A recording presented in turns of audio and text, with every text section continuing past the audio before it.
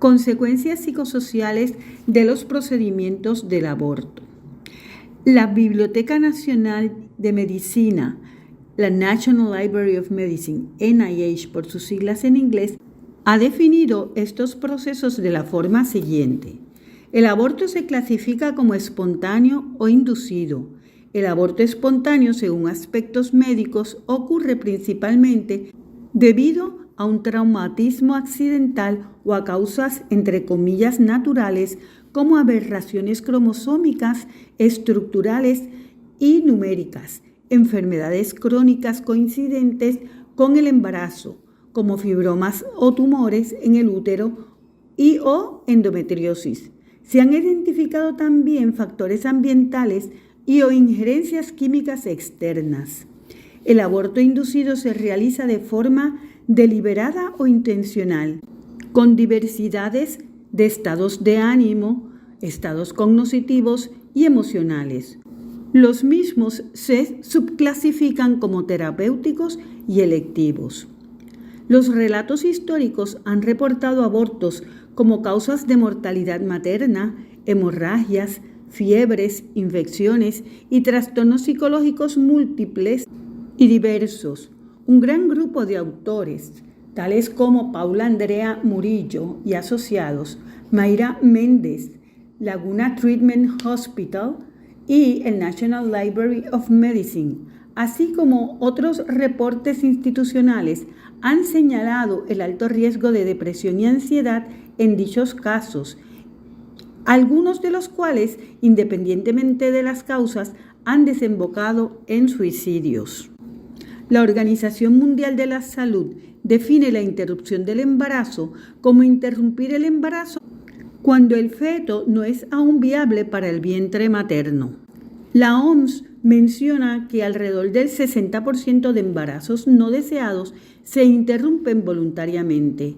La OMS define también la salud como el estado de bienestar físico, mental y espiritual y añade que la salud mental es multifacética e integral y la considera como un estado de equilibrio de la persona con el cual funciona adecuadamente en sus diferentes aspectos de la vida cotidiana. Se reflejan acuerdos donde se indica que la interrupción del embarazo es un tema que genera debates, que en múltiples ocasiones es silenciado por factores tales como ideologías, emociones, derechos, ética, medicina y cultura, entre otros.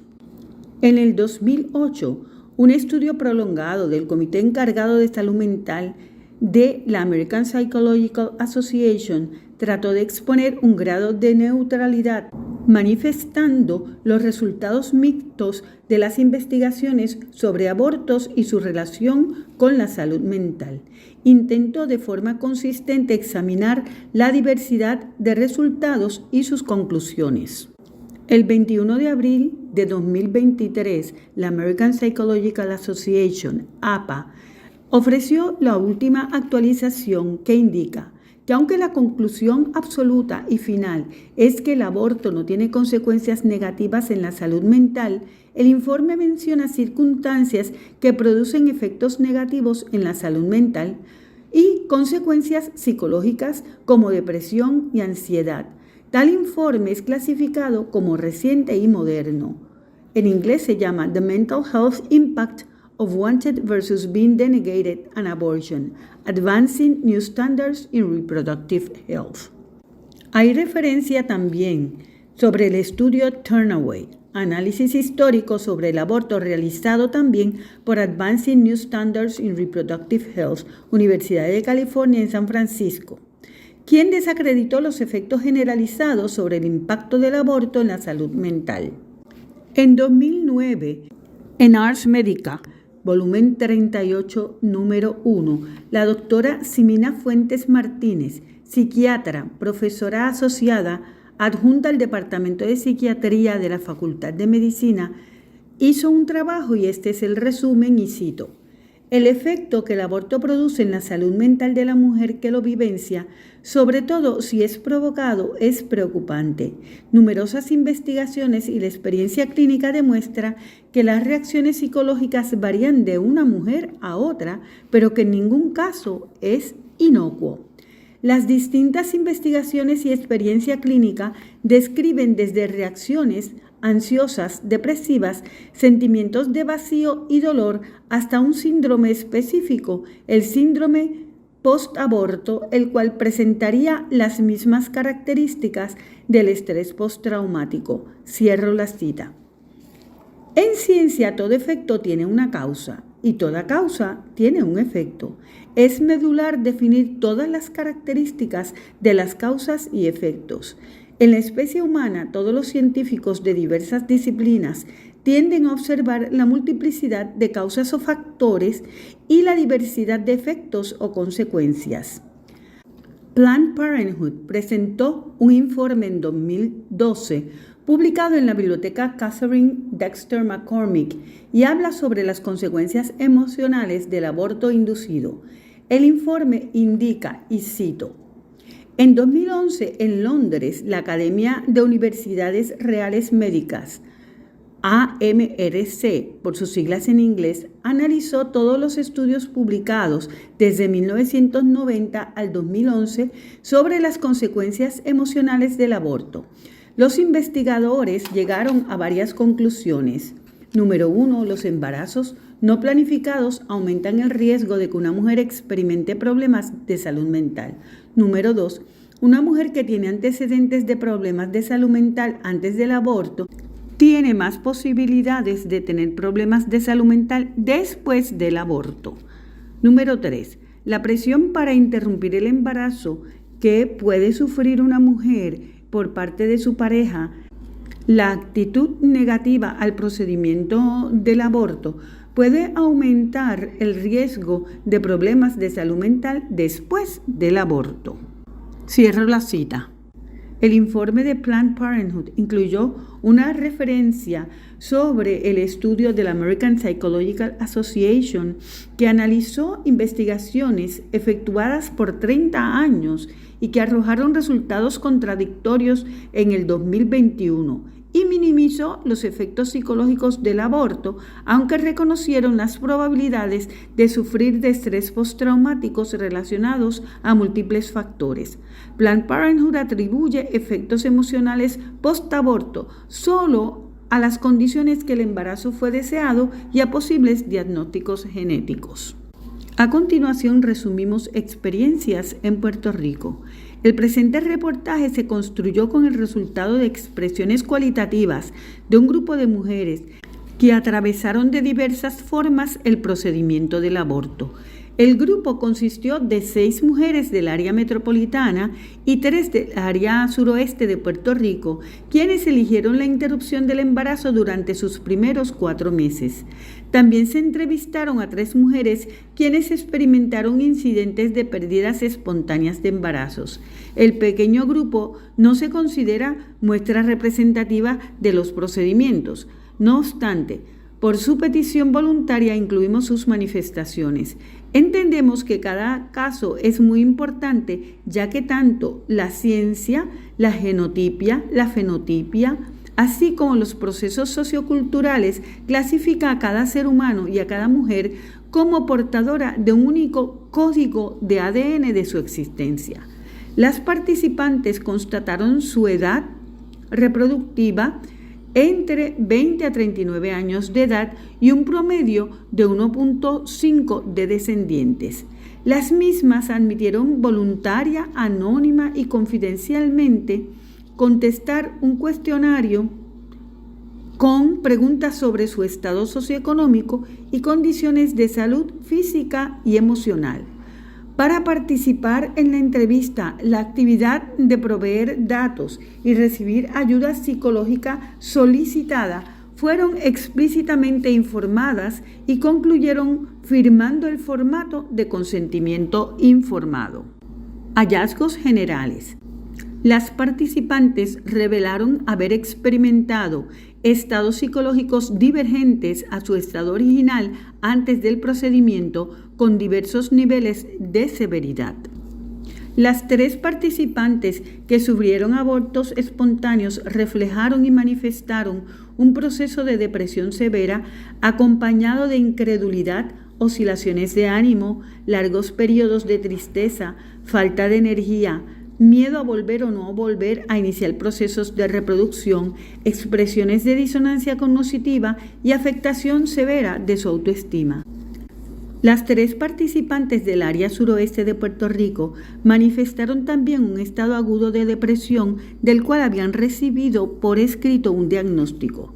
Sus expresiones fueron muy detalladas sobre su proceso decisional con múltiples instancias de disonancia cognitiva y autoestima baja. En ocasiones sufrieron desconexión de sus propios sentimientos, falta de líbido, insomnio y aislamiento de familiares y bebés o infantes de la familia. Las 6 mujeres del área metropolitana reflejaron altos niveles de ansiedad durante su primera etapa posaborto, gran dificultad perceptual, cognitiva y sentimental para incorporarse a sus ocupaciones laborales.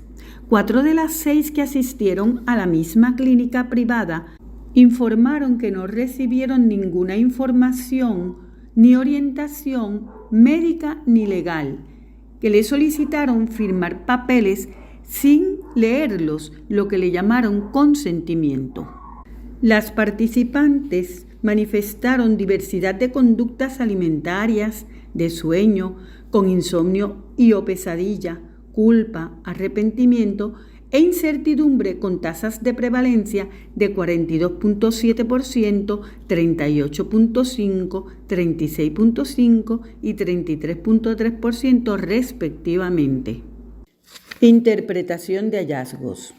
El espacio de interpretación de hallazgos en la mayoría de investigaciones de diversas disciplinas generalmente refleja y o proyectan las siguientes dimensiones.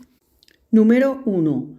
Las cognoscitivas, es decir, teorías electas, estudiadas, ostentadas y conocidas.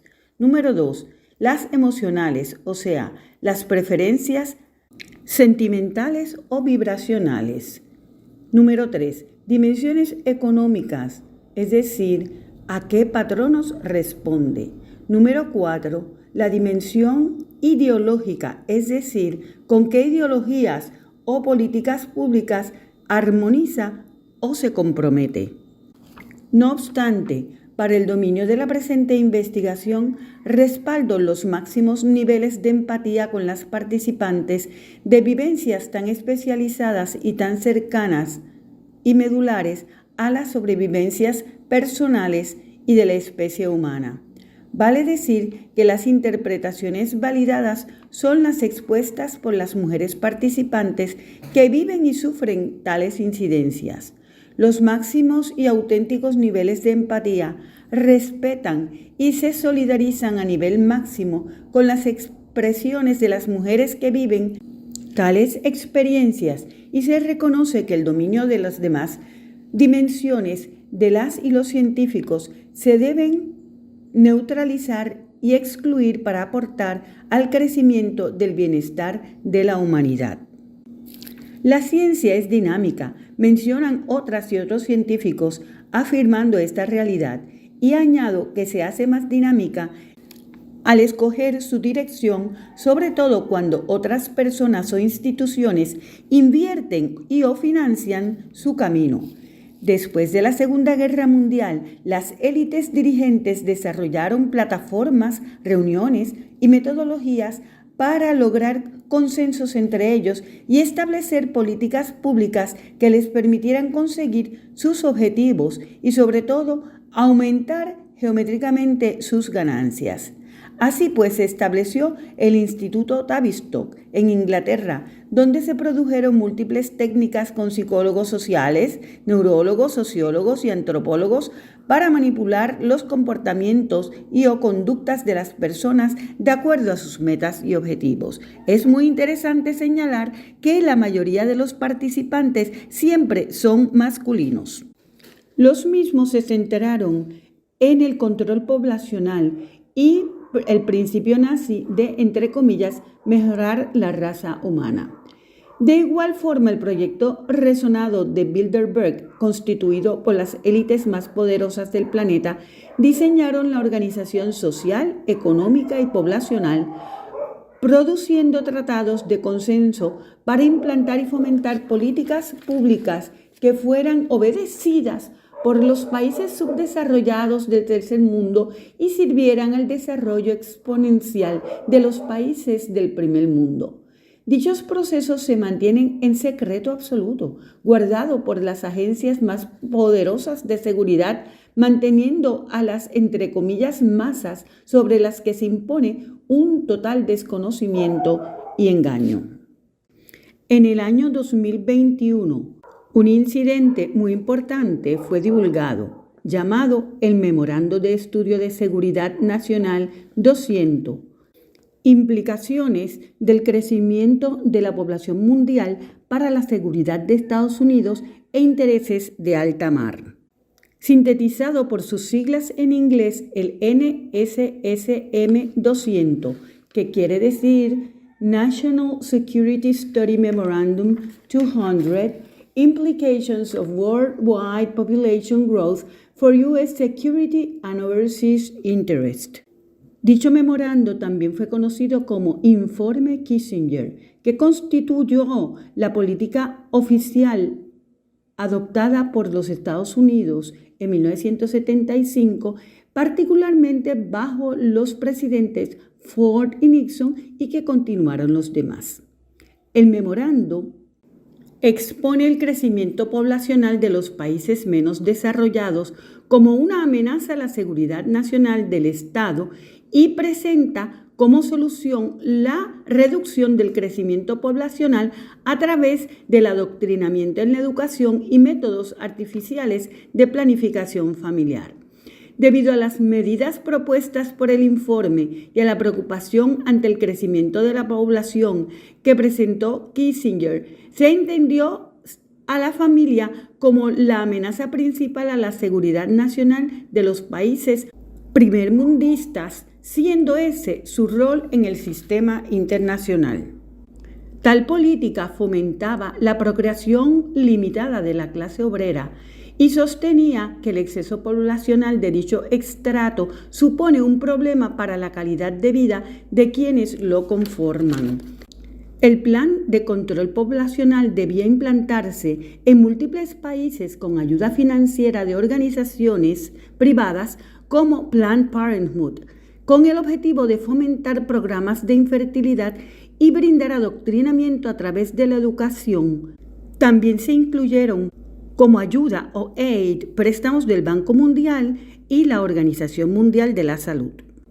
En la cuarta sección del memorando, Kissinger afirma, y cito, «No hay ningún método contra la fertilidad que sea 100% efectivo, por lo cual es necesario poner énfasis en la implantación y fomento del aborto». Y añade, primeramente, ningún país redujo su crecimiento poblacional sin recurrir al aborto y, en segundo lugar, estimó que 30 millones de embarazos terminaban gracias a la inclusión del aborto. Cierro la cita. Finalmente, indicó que la otra medida necesaria era impulsar la planificación familiar a través de los medios masivos de comunicación. Toda esta información del memorando Kissinger fue desclasificada en 1990, lo cual, junto con las sumas de millones de personas que acapararon sus genocidios, fueron resaltados a partir de la muerte de Kissinger el 29 de noviembre de 2023 a la edad de 100 años en Connecticut. Tales prácticas de diseño y organización social globalista por una élite escogida continúa hoy en día en Davos, en el Foro Económico Mundial, WEF. Concluyo con las siguientes preguntas. ¿Qué debemos hacer nosotras ante tanta obra masculina en las élites que determinan las políticas públicas globales?